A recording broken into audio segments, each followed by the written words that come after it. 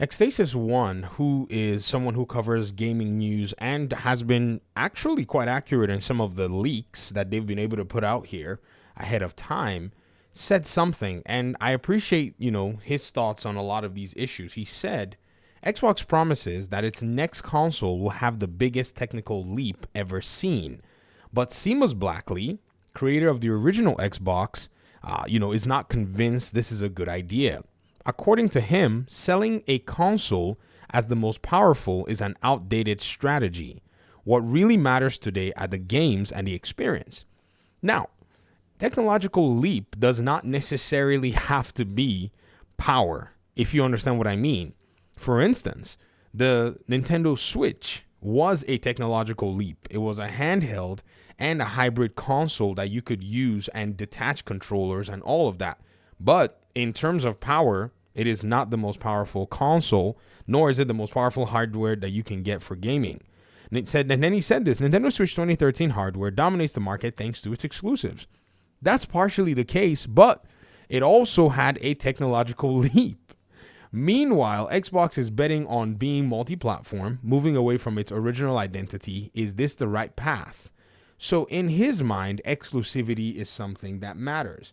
Now, what's really interesting is when Xbox or Sarah Bond talked about the technological leap in the exact same business update that Xbox did, I remember that Phil Spencer also talked about the fact that games these days are in a very interesting place.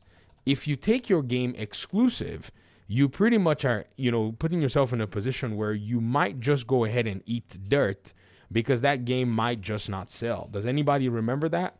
Do y'all remember that on this particular presentation, he actually said that back then platforms were the main driver and then games followed. Matt Booty was saying, something similar as well.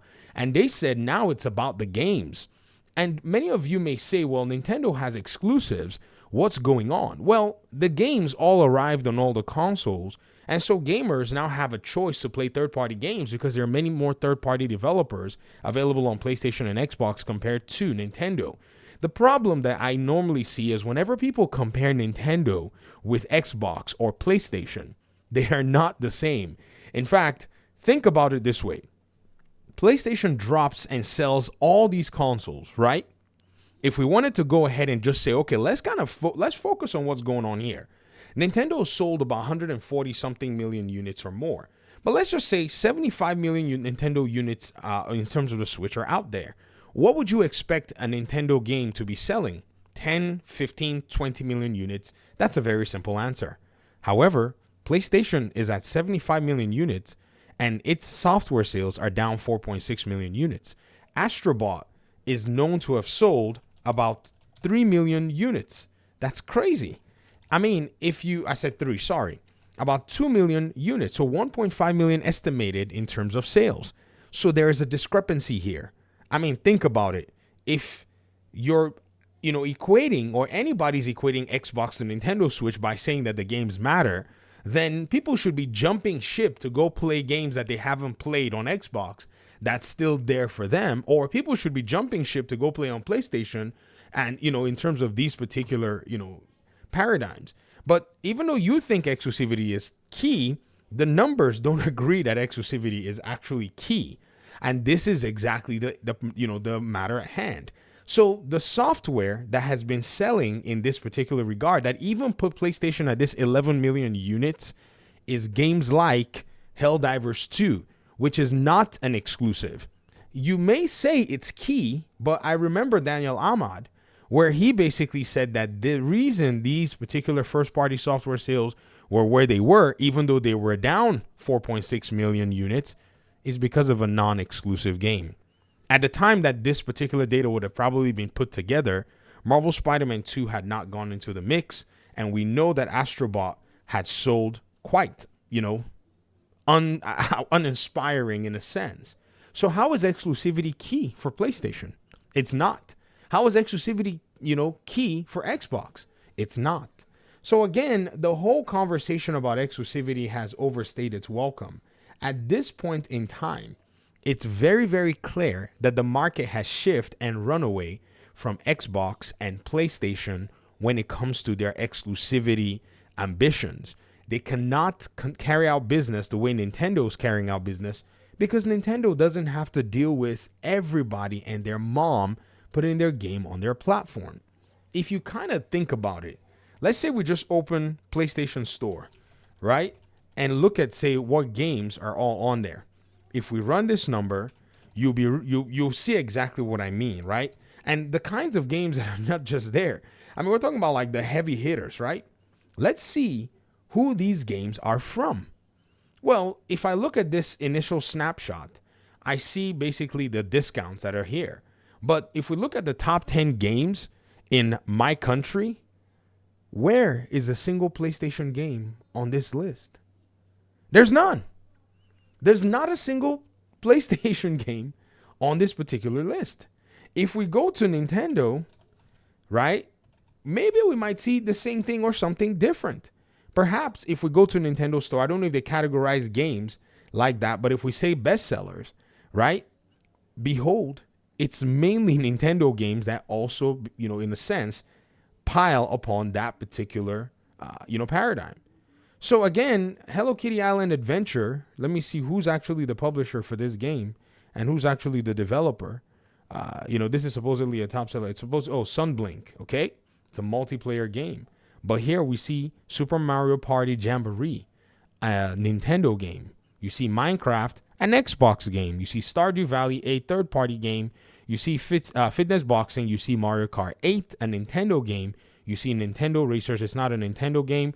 You see Poppy Chapter 1. It's not a Nintendo game that I know of. And then you see Donkey Kong. You also see that these third-party developers that are coming in are now seeing some success on these platforms. Sid Meier's Civilization, and so on and so forth. But Nintendo also has the capability to still maintain some presence here, because by, just sheer amount of the, size of these games, they pretty much filter out a lot of these other titles that you'll see trying to come or encroach into their own territory. Do you see the comparison? Xstasias 1, I wish, and I understand that, and I respect what everybody's trying to do, but how many people are running through the stores? How many people are looking at the data sets? How many people are trying to get a good understanding of what's going on and looking at the different stores and seeing what in the world is going on with these different games? I wish we would actually have people do that, because if we did that, it would more than likely, go ahead and unveil to you that it's not possible for these particular companies to continue in this exclusivity paradigm, seeing that they're looking for growth. One of them is looking for growth in software. The other one is looking for growth in hardware or in cloud and other places. But at the end of the day, you have to go ahead and say, okay, something has got to give right here, right?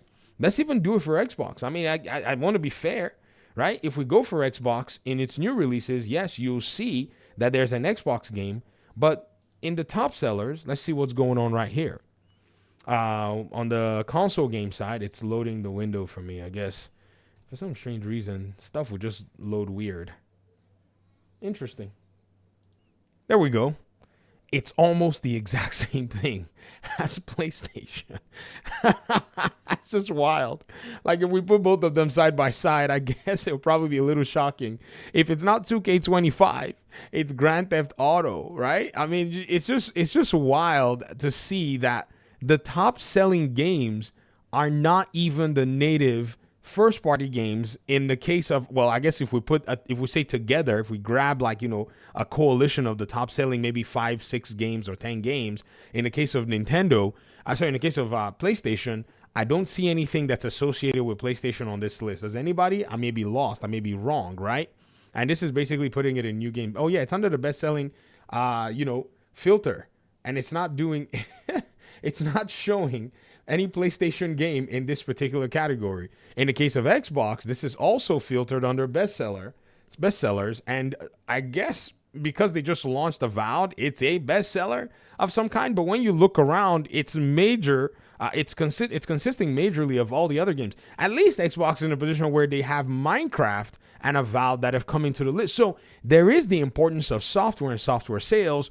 But in the case of Xbox and in the case of PlayStation, they cannot copy what Nintendo is doing, because Nintendo, even though you may have seen these other titles that are showing up in the top bestseller, well, guess what? Their own titles are pretty much destroying all of these other stuff. I mean, this is Mario Kart 8 Deluxe. Do you know how much its sales are? I can almost tell you that if you maybe to gather and add up almost all these other games except Minecraft, you'll get close to what Mario Kart 8 Deluxe has sold.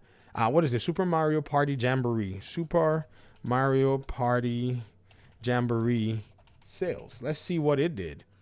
1 million units sold as of January 3rd, 2025. Here we go. It wants me to create an account for what? Okay, I'm going to find someone else that's going to give me that. Oh, yeah, there we go. Yeah, it sold 1 million units in Japan.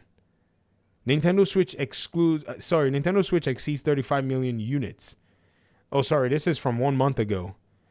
In Japan, basically. So that's not even considering what the Western sales would look like. So these are the sales that are only in Japan, which is actually a significantly remarkable number to have sold that many units in Japan at the end of the day. So again, ladies and gentlemen, I don't know what else to say. And it sold that in, I think, 1 week or so. I don't know how long. I mean, from what I'm seeing here on Nintendo Life, again, if this is what this game is doing, surpasses 1 million units sold. When did the game launch? It says it's a bit different in the figure, blah, blah, blah, blah, blah. Super Mario Party Jamboree. These are the units sold in that time frame. When did the game launch? Super Mario Party Jamboree. Let me go ahead and make sure that I have some really good numbers so that we can kind of see how much the game has sold. Okay, launched on October 17th of 2024. So over a year. Okay, I guess it's an old game, but again, it still goes to show that their games can sell very healthy. And to be honest, this feels like one of them DLCs. Oh, it says the launch date right here. Anyways, I thought I'd pull that up. I thought I'd actually run through a lot of the data sets and a lot of numbers so that people can see exactly what it is that they may be asking. Thanks for watching the video. Appreciate you guys' time and audience. Talk to me in the comment section. Peace out.